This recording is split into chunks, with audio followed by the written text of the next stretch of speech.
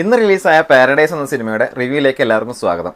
ഈ സിനിമയിൽ പ്രധാന കഥാപാത്രങ്ങളായി എത്തുന്നത് റോഷൻ മാത്യു അതുപോലെ തന്നെ ദർശന രാജേന്ദ്രനാണ്. ഇവരുടെ 5th ആനിവേഴ്സറി ആഘോഷിക്കാൻ വേണ്ടിയിട്ട് ശ്രീലങ്കയിലേക്ക് ഇവർ വിനോദസഞ്ചാരത്തിന് വേണ്ടി പോവുകയാണ്. ആ ഒരു സമയം എന്ന് പറയുന്നത് 2022 ആ ഒരു കാലഘട്ടമാണ്. ആ ഒരു സമയത്താണ് ശ്രീലങ്കയിൽ വലിയൊരു പ്രക്ഷോഭങ്ങളും കാര്യങ്ങളൊക്കെ ഉടലെടുക്കുന്നു. രാജ്യം വലിയൊരു ദാരിദ്ര്യത്തിലേക്കും പോയിക്കൊണ്ടിരിക്കുന്ന സമയം. ആ ഒരു സമയത്താണ് ദർശന രാജേന്ദ്രനും അതുപോലെ തന്നെ നമ്മുടെ റോഷൻ മാത്യുവും അവിടേക്ക് പോകുന്നത്. അവരവിടെ പോയിട്ട് അവർക്ക് ഉണ്ടാവുന്ന പ്രശ്നങ്ങളാണ് സിനിമ നമുക്ക് കാണിച്ചു വരുന്നത്. ആ ഒരു സമയത്ത് സിനിമയിലെ നായകനും നായികയും അവിടേക്ക് പോകുന്നതും അവിടെ ചെന്നുണ്ടാവുന്ന സംഭവ വികാസങ്ങളാണ് നമുക്ക് ഈ ഒരു സിനിമ പറഞ്ഞു തരുന്നത്.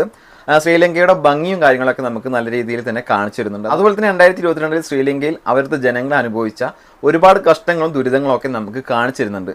2 വർഷങ്ങളും നന്നായി തന്നെ നമുക്ക് സിനിമയിലൂടെ കാണിച്ചിരുന്നുണ്ട്. അതായത് ശ്രീലങ്കയുടെ ഭംഗി കാണിച്ചിരുന്നുണ്ട്, അതുപോലെ തന്നെ ശ്രീലങ്കയിൽ അപ്പോഴുണ്ടായ പ്രശ്നങ്ങളും നമുക്ക് വളരെ വ്യക്തമായിട്ട് കാണിച്ചിരുന്നുണ്ട്. സിനിമയിലെ കഥാപാത്രങ്ങളുടെ പെർഫോമൻസ് നോക്കുകയാണെങ്കിൽ നമുക്ക് പരിചയമുള്ള 2 മുഖങ്ങൾ ഈ ഒരു സിനിമയിലുള്ളൂ. അതായത് റോഷൻ മാത്യു അതുപോലെ തന്നെ ദർശന രാജേന്ദ്രൻ. മലയാളികളായിട്ട് ഇവർ മാത്രമേ ഉള്ളൂ എന്നാണ് തോന്നുന്നത്. ബാക്കിയെല്ലാം തന്നെ ശ്രീലങ്ക ബേസ്ഡ് ആയിട്ടുള്ള ആക്ടേഴ്സ് ആവാനാണ് സാധ്യത. കാരണം നമുക്ക് പരിചയമില്ലാത്ത മുഖങ്ങളാണ്. പക്ഷേ എല്ലാവരും അതിഗംഭീരമായിട്ട് അഭിനയിച്ചിട്ടുണ്ട്. ഇപ്പോൾ റോഷൻ മാത്യു ആണെങ്കിലും ശരി, ദർശന രാജേന്ദ്രൻ ആണെങ്കിലും ശരി, അതുപോലെ തന്നെ ഈ ഒരു സിനിമയിൽ ഇവർക്ക് വഴി കാട്ടുന്ന ഒരു ഗൈഡ് ഉണ്ട്, ഒരു ഡ്രൈവർ, അദ്ദേഹമാണെങ്കിലും വളരെ ഗംഭീരമായിട്ട് ചെയ്തിട്ടുണ്ട്. പോലീസുകാരൊക്കെ വളരെ ഗംഭീരമായിട്ട് തന്നെ അഭിനയിച്ചിട്ടുണ്ട്. അവരുടെ യാത്രയിൽ നമ്മൾ കൂടെ പോകുന്നൊരു ഫീൽ ഉണ്ട്. അതുപോലെ തന്നെ അവിടെ ഉണ്ടാകുന്ന കുറച്ച് കാര്യങ്ങളൊക്കെ നമ്മളെ പേടിപ്പെടുത്തുന്നുണ്ട്. ആ ഒരു സമയത്ത് ശ്രീലങ്കയിലേക്ക് പോയ വിനോദസഞ്ചാരികളുടെ അവസ്ഥ കൂടി നമുക്ക് വളരെ ഭംഗിയായിട്ട് തന്നെ കാണിച്ചിരുന്നുണ്ട്.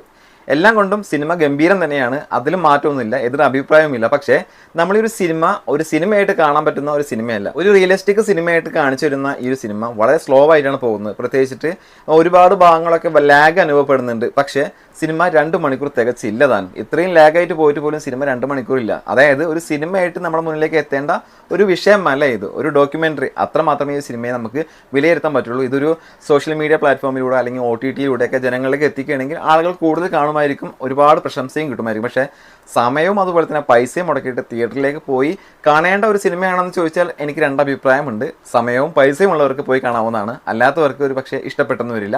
ഒരു നെഗറ്റീവ് ഫീലായിരിക്കും സിനിമ കണ്ടിറങ്ങുമ്പോൾ നമുക്ക് കിട്ടുക. അപ്പോൾ എന്തായാലും സിനിമ കാണേണ്ടവർക്ക് കാണാം, നല്ലൊരു സിനിമ തന്നെയാണ്, കാണേണ്ടതാണ്. കാരണം ഒരുപാട് പൊളിറ്റിക്സും കാര്യങ്ങളും നമുക്ക് പറഞ്ഞു തരുന്നുണ്ട്. ഒരു ജീവന്റെ വില എന്താണെന്ന് നമുക്ക് കാണിച്ചു തരുന്നുണ്ട്. അതിപ്പോൾ മനുഷ്യനായാലും ശരി, മൃഗമാണെങ്കിലും ശരി, അതുപോലെ തന്നെ മനുഷ്യത്വം എത്രത്തോളം ഉണ്ടെന്ന് കാണിച്ചു തരുന്നുണ്ട്. എല്ലാം തന്നെ വളരെ ഭംഗിയായിട്ട് കാണിച്ചു തരുന്നുണ്ട്. വളരെ റിയലിസ്റ്റിക് ആയിട്ടാണ് സിനിമ മുന്നോട്ട് പോകുന്നത്. ആദ്യം സിനിമ തുടങ്ങുന്നതിന് മുന്നേ തന്നെ ഈ ഒരു സിനിമയ്ക്ക് ഒരുപാട് അവാർഡുകളും കാര്യങ്ങളൊക്കെ കിട്ടിയിട്ടുണ്ട്. അതെല്ലാം നമുക്ക് കാണിച്ചു തരുന്നുണ്ട്.